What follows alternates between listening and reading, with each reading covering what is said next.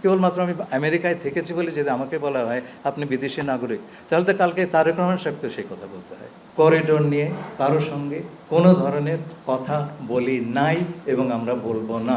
আরাকানের যে অবস্থা তাতে করিডোরের কোনো প্রয়োজন নাই। আর আরেকটা কথা আপনারা শুনেছেন, আমার জাতীয়তা নিয়ে আমার একটাই ন্যাশনালিটি সিটিজেনশিপ, বাংলাদেশের সিটিজেনশিপ। আমি এখানে আসার আগে আমার পরিবারের সঙ্গে আমেরিকায় থেকেছি, কিন্তু আমার কোনো আমেরিকান পাসপোর্ট নাই। বাংলাদেশ ছাড়া অন্য কোনো দেশের জাতীয়তা আমার নাই। এখন আমাকে যদি বলা হয় যে আপনি জাস্ট বিকজ কেবলমাত্র আমি আমেরিকায় থেকেছি বলে যদি আমাকে বলা হয় আপনি বিদেশি নাগরিক, তাহলে তো কালকে তারেক রহমান সাহেবকে সেই কথা বলতে হয়। এটা তো আমি আবেদন করবো আপনার বুঝে শুনে কথা বলবেন। আমি যেটা নই আমাকে সেটা বানাবেন না প্লিজ। আর পারলে প্রমাণ করেন, আদালতে গিয়ে প্রমাণ হবে। আমার একটা রাইট আছে তো বাংলাদেশি একজন নাগরিক হিসাবে। আপনারা যদি সেই রাইটটা রেসপেক্ট না করেন, আমি আপনাদের বলছি না, যে কথাগুলি উঠেছে সেটা খুব দুঃখজনক হবে। সেই কথাটি তাহলে যে কোনো লোকের উপর প্রযোজ্য হবে। মাঠের অলরাউন্ডার আমি, আর ঘরের allrounder Tylox. Tylox toilet cleaner, clean মানেই টাইলক্স। আমাদের উপরে কোনো চাপ নাই, যেই জিনিস নাই সেটার ভারত আমরা অনুভব করতে পারি না, 1 নম্বর। 2 নম্বর, তাড়াহুড়োর কোনো কথা নাই।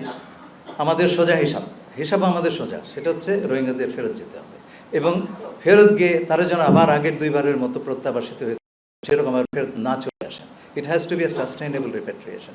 তারা যাবেন এবং সেখানে থাকবেন। সেই কাজটি করতে হলে রাখাইনের যে আপনার প্রশাসন গড়ে উঠেছে, যে সিকিউরিটি অ্যারেঞ্জমেন্ট গড়ে উঠেছে, তাতে যদি রোহিঙ্গাদের উপস্থিতি না থাকে আনুপাতিকভাবে, তাহলে তারা সেখানে যাবেন কেন? তাদেরকে রক্ষা দিবে। ভবিষ্যতে আবার এটা হবে না সেটা গ্যারেন্টি কে দিবে? কেউ তো দিবে না। আজকে তারা ফেরত গেলেন, কালকে তাদের আবার একটা জাতিগত নিধন করে ফেরত পাঠালো। সেইভাবে হবে না রে ভাই। This has to be a sustainable repatriation. আমরা বারে এই সমস্ত জিনিস ফাজলামি সহ্য করতে পারবো না। They have to go back, they have to stay there, এবং সেই ধরনের কন্ডিশন তৈরি করতে হবে।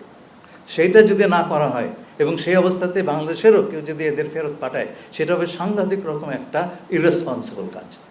না, দেখুন, আপনি করিডোর করতে চাইলে লাগবে। আর আপনি যদি মনে করেন যে না, মিয়ানমার আরাকান আর্মি তারা বললো যে ঠিক আছে ভাই, আমরা বিপদে পড়েছি, আমাদের দুটো সাহায্য দাও। তোমাদের বাংলাদেশ আপনাদের ছাড়ার কোনো রুট নাই, আপনারা কেবল বর্ডারটা পার করে দেবেন, আমরা সবাই অ্যাগ্রিমেন্টে আছি। তখন সেটা আমরা বিবেচনা করবো, কিন্তু সেটা বললেই তো হবে না রে ভাই। আরাকান আর্মিকে তো তার ঘরটা গোছাতে হবে। যদি মধ্যে বসে থাকে, অ্যাপারথাইড রাষ্ট্র কায়েম করতে চায়, আমরা এখানে সাহায্য দিতে চাই।